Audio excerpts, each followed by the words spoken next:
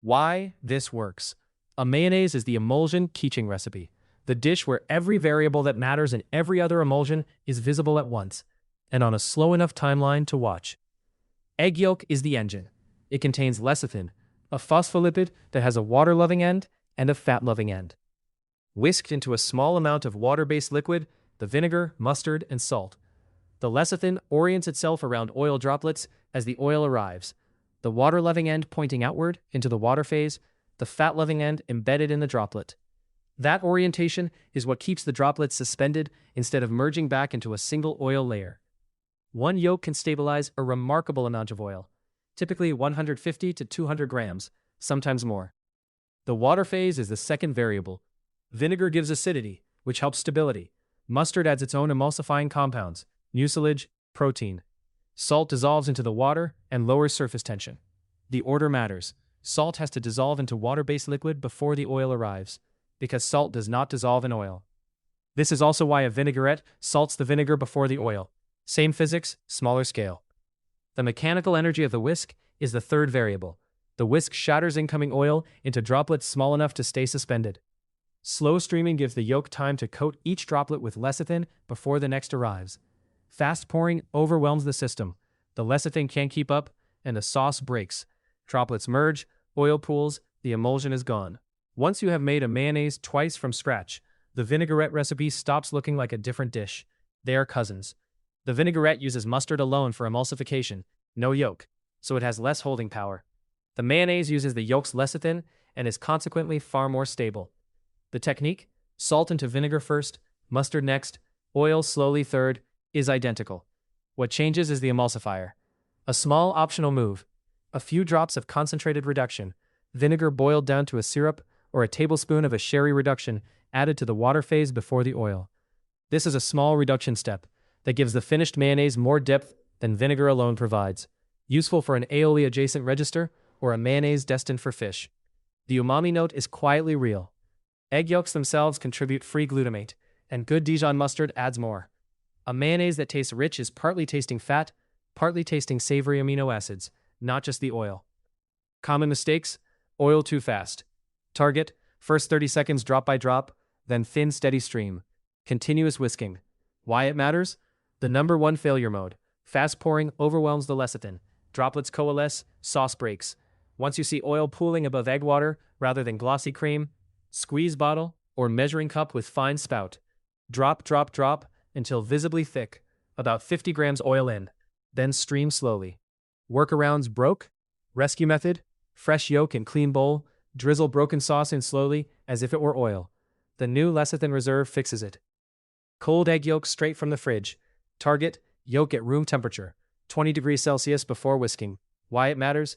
Cold lecithin is sluggish. Emulsion takes twice as long to build and more likely to break. Room temp yolks emulsify cleanly. What to do? Pull egg from fridge 15 minutes before, or float the yolk briefly in warm water. Workarounds: forgot to temper. Place yolk in bowl over warm water, off heat, for 1 minute before starting. Adding mustard at the end. Target: mustard whisked into yolk base with vinegar and salt, before any oil. Why it matters? Mustard added late sits on top, tastes harsh, doesn't contribute its emulsifying proteins to the build. Early mustard reinforces the lecithin's work. What to do? Yolk plus mustard plus vinegar plus salt, whisk together. Oil last. Workarounds: mustard allergic, omit, but use slightly less oil, 180 grams, since lecithin alone has less holding power. Salt only at the end. Target: salt dissolved in vinegar yolk base before oil. Why it matters? Salt doesn't dissolve in oil. Late salt crystals float and taste gritty. Same physics as vinaigrette. Pre-dissolution equals even distribution. What to do? Salt into the water-based mixture. Whisk until dissolved before oil. Workarounds: need to add more salt later. Dissolve in 1 teaspoon warm water first, then whisk in. Trying to use pure olive oil. Target: neutral oil base, finish with a small splash of olive at end. 50 grams neutral plus 50 grams olive, max ratio for aioli register. Why it matters? Strong extra virgin olive oil makes mayonnaise heavy and sometimes bitter, especially with stick blender. The fragmenting brings out polyphenol bitterness. Neutral oil emulsifies cleanly. What to do? Build emulsion with neutral oil first. Whisk olive oil in last for aroma without bitterness. Workarounds: Want olive forward aioli? Use mild olive oil, not strong evive, for the whole thing. Reusing a broken sauce as is. Target. Don't use broken mayo. Rebuild it properly. Why it matters. Broken mayonnaise tastes greasy, watery, harsh. The texture and emulsion that define mayonnaise are absent. Don't try to mask it. What to do? Rescue with a fresh yolk. Clean bowl, whisk new yolk briefly, drizzle broken sauce into it drop by drop. Same physics as initial build. Workarounds. Time short, use the broken mayo as dressing for cooked vegetables where the texture matters less. Make fresh for sandwich dip applications. What to look for. The yolk base. Salt visibly dissolved. Mustard uniformly distributed. Color slightly lighter than the raw yolk. This is the platform. First 30 seconds of oil. Drop by drop. Sauce thickens visibly with each whisk pass. If you don't see thickening, stop adding and whisk what's there. Mid-build. The sauce is glossy and visibly thicker. Oil streams in at the rate of a slow drizzle. Done. Glossy, pale, holds a soft peak when the whisk is lifted. The whisk should drag clean tracks across the surface. A clinging coat on a spoon. The back of a spoon dipped in and lifted out, comes up coated in a layer that doesn't drip. This is mayonnaise thick. Chef's view. There are several views on which acid to use. Lemon juice gives a brighter, more aromatic mayonnaise. Good for fish, anything Mediterranean. White wine vinegar gives a more neutral, classical French register. Sherry vinegar or aged red wine vinegar gives more depth, slightly toastier. My view, lemon for fresh applications. White wine vinegar as the default. Sherry, when the mayonnaise is going onto something that itself has Maillard depth. A sandwich, a sear. The other quiet decision is whether to use a stick blender. A small mayonnaise, 1 yolk, 200 grams oil, is essentially the same time whisked by hand or blitzed in a tall narrow jar with a stick blender. The stick blender produces a slightly tighter, slightly more aerated emulsion, and it's foolproof. The hand-whisked version has a slightly looser, more luxurious texture and rewards attention. Both are correct. Restaurant lines use blenders for everything. The home kitchen has time for either. A note on raw egg yolk. As with all preparations using raw eggs, follow the food safety guidance for your region. Eggs in some markets are routinely pasteurized in shell, in others not. Refrigerate the finished mayonnaise and use within a few days. When in doubt about a specific use case, consult a trusted food safety reference. This is the recipe that taught me to whisk. After about 30 mayonnaises, the wrist learns the rhythm, and the recipe becomes one of the fastest from-scratch sauces in the kitchen. Under 5 minutes. No special equipment, no waste. A note on history. The origin story of mayonnaise is a siege.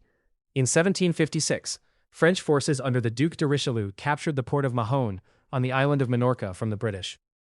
The popular legend says Richelieu's chef, lacking cream for a victory sauce, improvised with egg yolks and oil, and the dish was named Mayonnaise in honor of the captured city, eventually softened to mayonnaise. The story is probably apocryphal, no contemporary documentation survives, but it captured the French imagination, and the name stuck. Other theories trace the name to manière, to handle, or to mayonnaise, linked to Bayonne, but the Minorca story is the one the world remembers. What's documented is that by the early 19th century, mayonnaise had entered the French classical repertoire.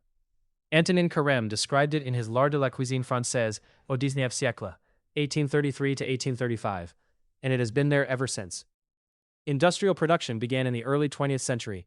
Hellmann's, 1905, Manhattan, and Best Foods, 1912, California, turned mayonnaise from a daily made restaurant sauce into a shelf product. And that shelf product is now the version most of the world recognizes. Kewpie, created by Toichiro Nakashima in 1925, added rice vinegar and used only egg yolks, producing the richer, more umami-leaning Japanese version. So a sauce supposedly invented during a battle for a small Mediterranean island now exists in 3 globally distinct industrial forms: American, European, Japanese, each subtly tuned to its market. The recipe above is the unindustrialized version, closer to what Richelieu's chef might have actually made.